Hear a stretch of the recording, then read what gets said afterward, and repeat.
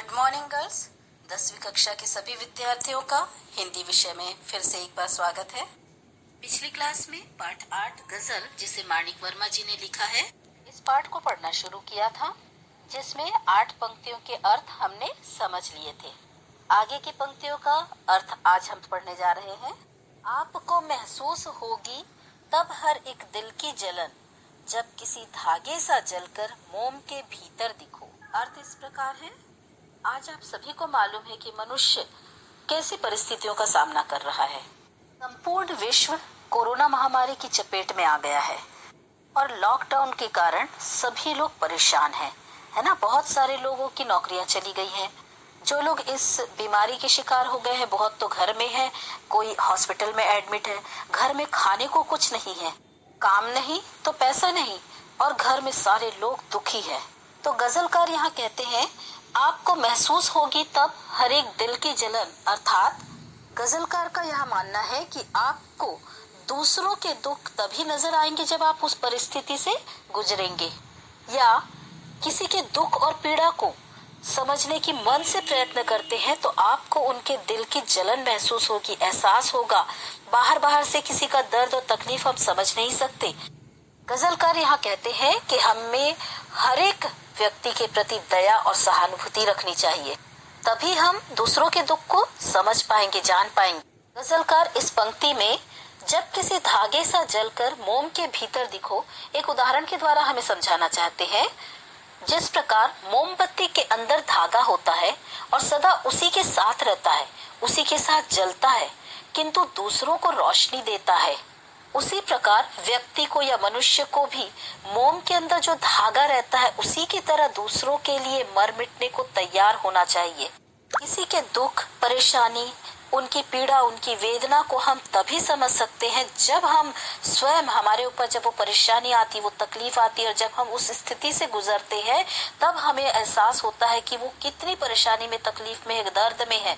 दूसरों के दुख को समझने के लिए, महसूस करने के लिए मनुष्य या व्यक्ति का संवेदनशील होना बहुत ही जरूरी है। और जब व्यक्ति दूसरों के दुख को दिल से महसूस करेगा, उनकी पीड़ा को समझेगा और उनसे दूर करने का प्रयास करेगा, तभी सिर्फ समझना काफी नहीं है, लेकिन उनकी तकलीफ से उन्हें छुटकारा दिलाने का प्रयास करेगा। यही इंसानियत है या मानव धर्म है।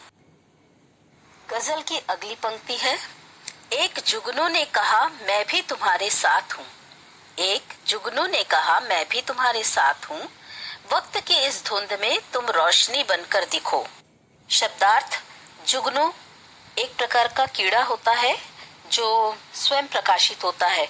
वक्त का अर्थ होता है समय, धुंध कोहरा या धुआं, रोशनी का अर्थ है प्रकाश या उजाला।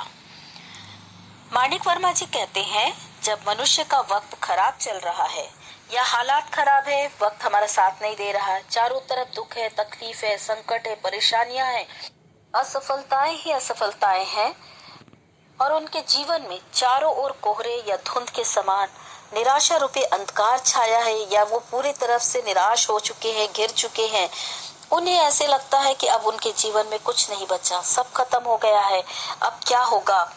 उस समय कोई एक भी हमें सहारा देने की कोशिश करता है, तब लगता है जैसे हमें बहुत बड़ा सहारा मिल गया। गजलकार यहाँ कहते हैं कि जब चारों ओर घनघोर अंधेरा है, तब एक जुगनू ही काफी होता है वहाँ प्रकाश या रोशनी लाने के लिए। जुगनू अर्थात रात में चमकने वाला ऐसा कीड़ा जो स्वयं प्रकाशित होता है, और यही छोटा सा जुगनू घने अंधकार में चमकता है, हमें राह दिखाने की कोशिश करता है। इस जुगनू को देखकर हमें खुशी मिलती है, प्रसन्नता होती, ढाढ़स मिलता, हिम्मत मिलती है। ठीक उसी तरह यदि आप निराश है, उदास है, दुख में है, तकलीफ से घिरे हैं या हार चुके हैं, अपने जीवन के हर क्षेत्र में असफल हो चुके हैं, ऐसे समय में यदि आपको कोई कहता है कि डरो नहीं, घबराओ नहीं, आगे बढ़ो, मैं तुम्हारे साथ हूँ, यह एक वाक्य ही उस हारे हुए मनुष्य के जीवन में आशा और उम्मीद की किरण लेकर आएगा, और वह व्यक्ति जीवन में आगे बढ़ने का प्रयत्न करेगा। ठीक उसी तरह कवि या गजलकार यहाँ कहना चाहते हैं कि वक्त के इस धुंध में रोशनी बनकर दिखो, अर्थात जो व्यक्ति निराश हो चुके हैं, हताश हो गए हैं, जीवन में हार गए हैं, उनके लिए जुगनू की तरह रोशनी बनकर या दूसरों के लिए पथ प्रदर्शक बनिए और हताश हुए, निराश हुए लोगों के मन में आशा की किरण हमें जगाना चाहिए। नेक्स्ट है, एक मर्यादा बनी है हम सभी के वास्ते, गर तुम्हें बनना है मोती, सीप के अंदर दिखो। शब्दार्थ इस प्रकार है, मर्यादा अर्थात सीमाएं, वास्ते यहाँ पर इसका अर्थ है के लिए, गर इसका अर्थ है अगर।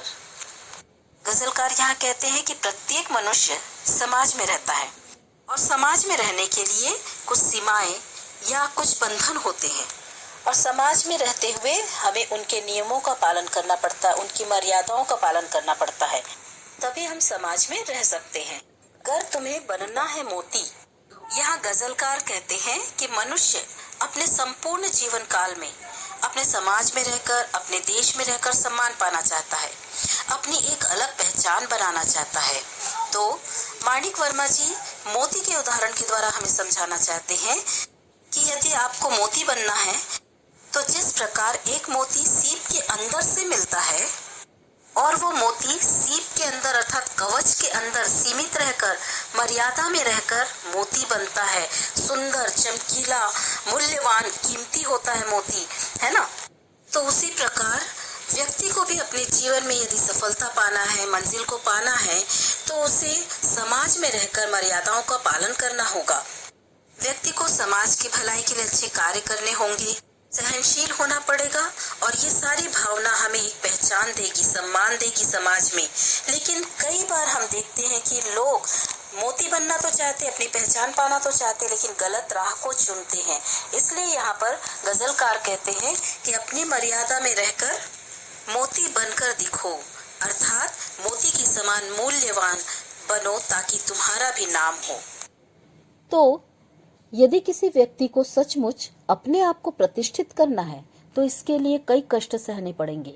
सीप के अंदर बूंद को मोती जैसा अमूल्य रत्न बनने के लिए बहुत कष्ट उठाने पड़ते हैं, दुख सहना पड़ता है। तो मनुष्य को भी कष्ट उठाकर सर्वश्रेष्ठ कार्य करने पड़ेंगे और तभी वह मोती के समान चमकदार और मूल्यवान बन पाएगा। अगला शेर इस प्रकार है, डर जाए फूल बनने से कोई नाजुक कली, तुम ना खिलते फूल पर तितली के टूटे पर दिखो। नाजुक अर्थात कोमल, कली अर्थात कलिका।